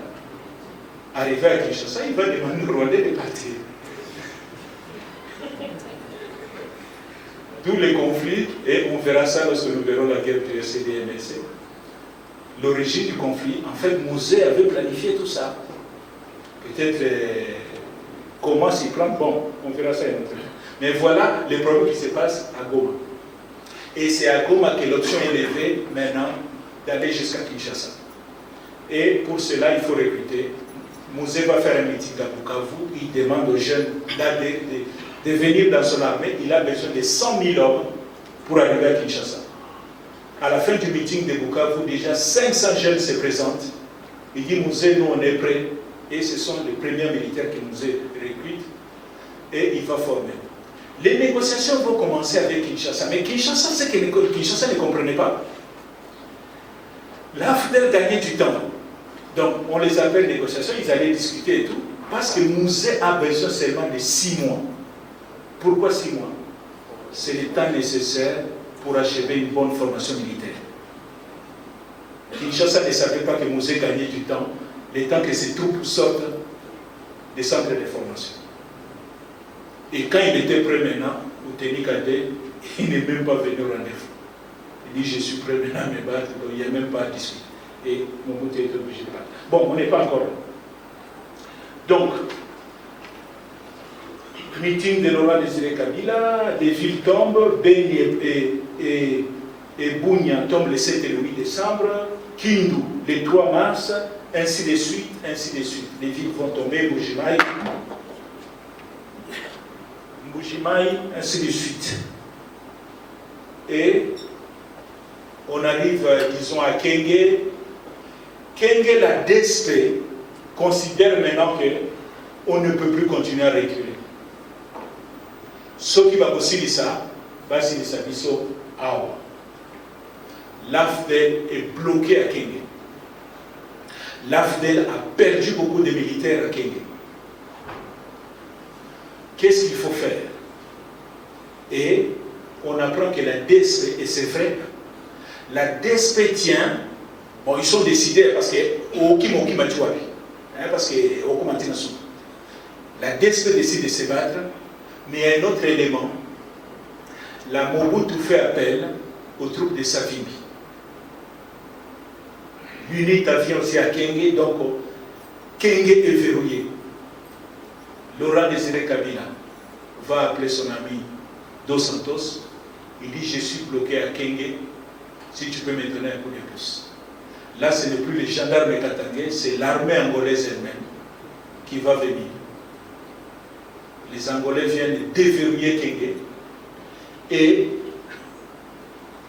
Savimbi se rend compte qu'il y a des gens dans les camps de Mobutu qui donne des informations au camp rebelle. Comment il le sait? La précision des tirs. Là où il a mis ses ordres de Staline. Donc quelqu'un a dû renseigner. Parce que les rebelles, quand ils commencent à réagir, mais ça tombe juste. Ah mais non, tout le monde va se savoir en position. Et il va dire à Mobutu, je ne vais pas massacrer mes hommes pour rien, je quitte. Savimbi va quitter Kenge et l'AFDEL va déverrouiller Kenge et continuer à avancer. Mais quelle est la conséquence de Kenge, de la chute de Kenge? Le 16 mai 1997, le général Mayele, ministre de la Défense et chef d'état-major général, et d'autres officiers vont aller voir le maréchal. Ils disent, papa maréchal, nous sommes obligés de vous dire la vérité. Nous ne sommes plus en mesure d'assurer votre sécurité ici à Kinshasa. Vous devez quitter Kinshasa. Parce que Kenge, le verrou de Kenge a sauté. Le maréchal, n'ayant pas le choix, va décider de partir. Vous avez les images là, hein, cortège. Hein? C'est là qu'il envoie à l'eau. Mobutu va partir, mais arrivé à l'aéroport, lorsqu'il monte dans l'avion, tous les généraux sont là, les autorités sont là. Mobutu monte dans l'avion, son épouse va s'arrêter sur les marches et elle se retourne et parle à un général. Donatien. Oignon, ce papa, ça l'a pour nous remercier, et la maman continue. Qui était appelé Donatien dans l'armée, dans la Deuxième République, c'était le général Mayele. Pourquoi l'épouse du président a-t-elle interpellé ce général? D'après les informations que les proches de Mobutu avaient, le général Mayele était déjà en contact avec Laurent Désiré Kabila par l'intermédiaire de l'ambassade des États-Unis à Kinshasa.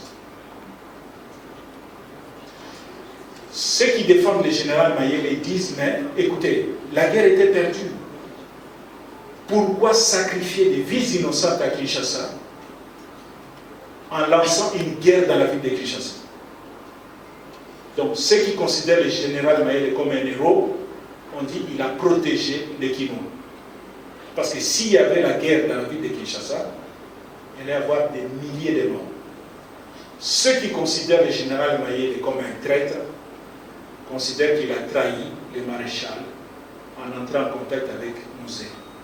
Mais les autres me disent aussi, Mouzé aussi avait un plan en tête. Puisqu'il n'est pas sûr des amis avec qui il vient. Le plan de Mouzé était qu'on arrive à Kinshasa. Le grand général qui est là-bas, qui est patriote nationaliste, c'est Mayele. Je récupère Mayele, chef d'état-major général de mon armée, tout changer les ballons de face.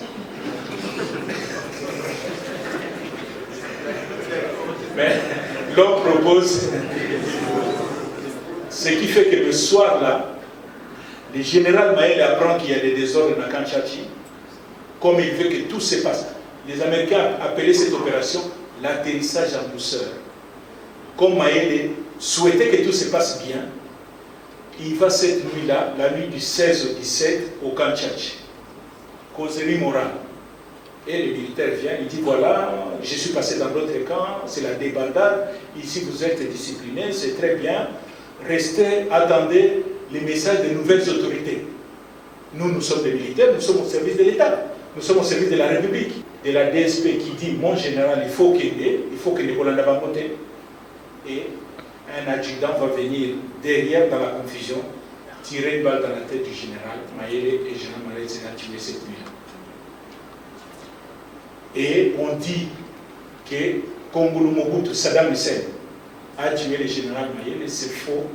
Tous les témoignages que j'ai, Kongolo n'était pas sur les lieux de l'assassinat du général Mayele. Donc voilà comment le général Mayele va mourir. Et on voit un peu comment, là où Mobutu est parti, et puis on va atterrir. Les maréchals, je vous ai dit, le 16, il part à Guadeloupe. Le 17, son fils, Saddam Hussein, est le dernier à être resté à Kinshasa. Le 17 au matin, là, le 16, quand Mouzé apprend que Mobutu a quitté Kinshasa, Mouzé convoque un point de presse. Ah, Mouzé, à l'hôtel Caravi.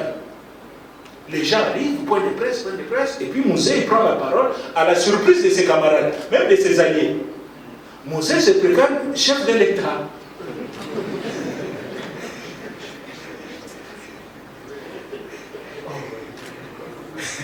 Donc, Mosé devient président de la République.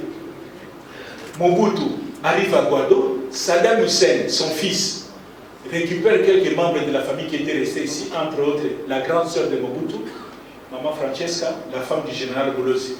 Je crois qu'on avait oublié. Azui Tata Mwasi, oui. Azui Tata Mwasi et Kano Rabi, il traverse. Arrivé à Brazzaville, Saddam Hussein appelle son père à Guado. Papa, voilà, je suis arrivé avec tante Francesca ici et les autres membres de la famille qui étaient restés à Kinshasa. Mais j'ai besoin maintenant qu'on nous évacue. Mobutu dit non, il n'y a pas de problème. Envoyez l'avion, parce que Mobutu avait l'avion officiel. Et les pilotes, ils disent non, mon côté pour on a besoin d'un peu de carburant. Maman Boubi Lagacho, il avait donné $13 000. Carburant n'a pas fait. L'avion arrive à Brazzaville. Bon, Saddam Hussein vient avec ses accompagnateurs pour monter dans l'avion. Les pilotes de l'avion, les commandants, un Congolais, comment il s'appelle avant? Mukandila. Mukandila a changé les bancs en face. Ah mais non, je ne vais pas vous transporter. Saddam Hussein, pourquoi? Cet avion appartient à la République. Et ton père n'est plus président de la République.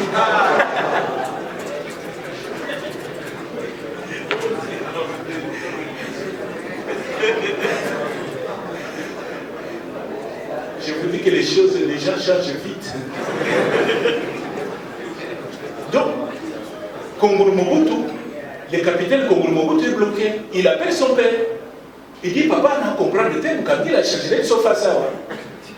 On ne peut plus bouger. Maréchal était obligé d'appeler son ami Yadema. Et c'est Yadema qui va envoyer un autre avion qui va récupérer son fils et sa famille pour les amener à Lomé. Maintenant, le maréchal est à Guado. Et ces hommes, le capitaine Ngani, il dit, bon, on est avec les chefs ici, je dois quand même patrouiller un peu, savoir la situation. Et il va vers Guado vers Mobile, la route de Mobile. Et là, il croise les militaires de la DSP, en colère, qui sont en train de revenir vers Guado, en disant que si la nana maréchal, quel est le problème? Il dit non, c'est lui qui a entêté Nzimbi. Nzimbi est le cousin de Mobutu. Nzimbi était le patron de la DSP. Lorsque le maréchal décolle à Djili, des 16 là, Nzimbi était là. Lorsque le maréchal décolle, au retour, les généraux Nzimbi, il revient mais il ne rentre plus au camp. Brazzaville. Donc lorsqu'il commande au Motorola, vous voyez, c'est comme mon conseiller est déjà de l'autre côté. Et l'information arrive chez les troupes. Donc très énervé, il dit voilà, c'est lui qui a encouragé les bêtises de Nzimbi, tout ce que Nzimbi faisait, il couvrait. Donc, Bissotoka aussi la naïe, donc on peut en colère. Ngani a l'information, il rentre maintenant pour venir avertir le maréchal. Mais lorsque vous quittez Guadolite pour aller vers Kawele, au milieu, vous avez l'aéroport de Guado. Et lorsqu'il arrive devant l'aéroport, il attend le bruit d'un gros avion militaire de formation. Il dit, mais je rentre quand même, la nuit là, je rentre quand même pour voir ce qui se passe. Et puis là, il trouve un gros avion russe, un Ilyushin, qui est en train de faire le taxi. Il prend sa jeep, il entre sur la piste, il bloque l'Ilyushin. Bon, il demande au pilote, descend de l'avion, qu'est-ce qui se passe? Il dit, oui, vous c'est qui?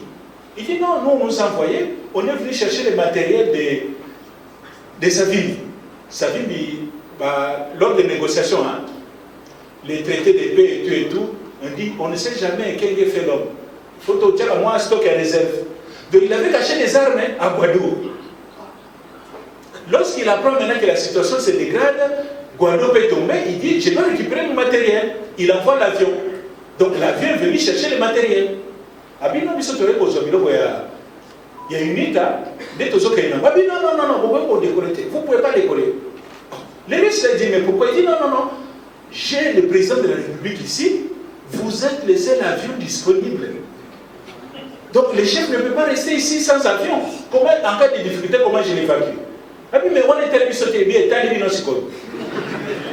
et là, petit Naïmo a chargé déjà mon dos. Quand tu cherches mon dos, même Paris va comprendre. Il m'a envoyé sérieux.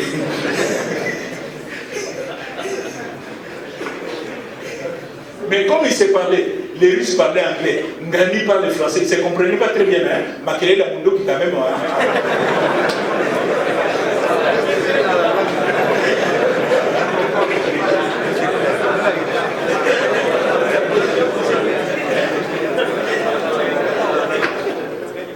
Donc, Ngani est rentré à Kawele, il arrive à Kawele, il va voir le maréchal.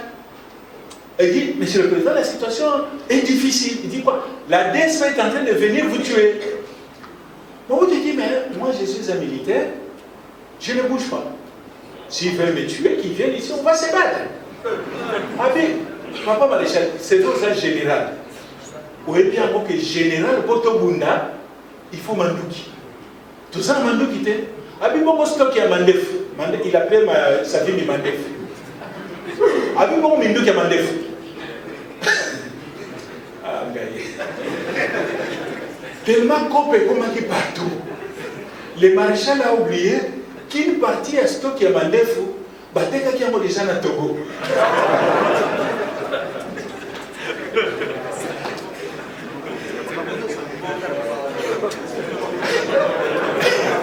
Ah oui, mais. Mon cousin. Matériel, il y a un défaut qui n'a Togo déjà.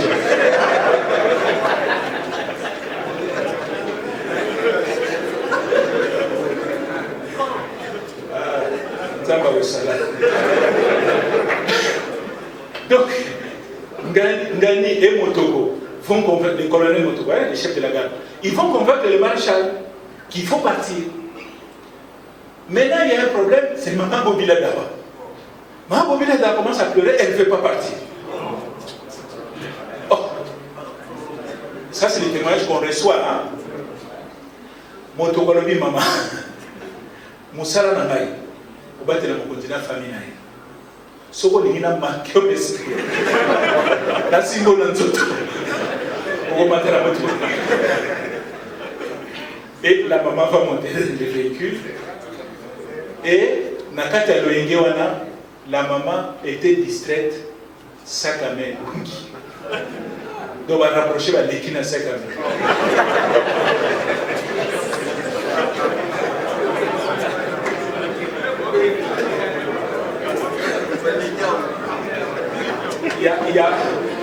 Il y avait certainement de l'argent, mais ce n'était pas ce le plus important. Le plus important, c'était les passeports du maréchal na visa à France. Donc, et c'est comme ça qu'on les amène, ils entrent avec... était là. Ils montent. Maintenant, l'Iluchine, c'est un cargo. Un cargo, il n'y a pas de siège. Hein? Cargo, même en marchandise. Il n'y a pas de siège. Maréchal est très affaibli. Qui t'est comment on fait? Inspiration. Beaucoup de ça à Mercedes Nakati. Maréchal a voyagé assis dans sa voiture, dans l'avion cargo. Maintenant, lorsque les maréchals montent dans le cargo, les troupes de la DSP, au Bandekoya, ils arrivent à l'entrée de l'aéroport. Comment ça m'a créé le coup? Ben, c'est son maréchal à côté. Ngani va sortir, leur parler. Oui, le maréchal à côté, le gars qui m'a dit comme ça. Ah ben non, on les a repris stratégiques. Mais Bino, vous avez un militaire, maréchal, a un souci. Là, votre souci. Je viens de la résidence. Il a laissé à votre commandant prime de guerre Nabino. Mon Ngani dit, je suis croyant, je suis chrétien, mais ce jour-là, j'ai été obligé de mentir. Abi, il a laissé beaucoup d'argent là-bas pour nous motiver, Bino, tout reprendre les mitons. Les militaires congolais, vous voyez bien, moi, qui m'ont malade.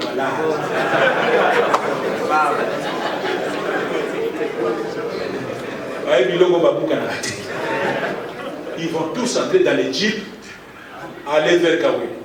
Et l'avion va prendre le temps de commencer à décoller. Mais il y a toujours un petit malin là qui ne croit pas à l'histoire. Et quelques militaires vont tirer sur l'avion du maréchal. Maréchal Mobutu va pleurer dans son avion parce que les militaires de sa DSP, ses propres militaires, ont voulu les tuer.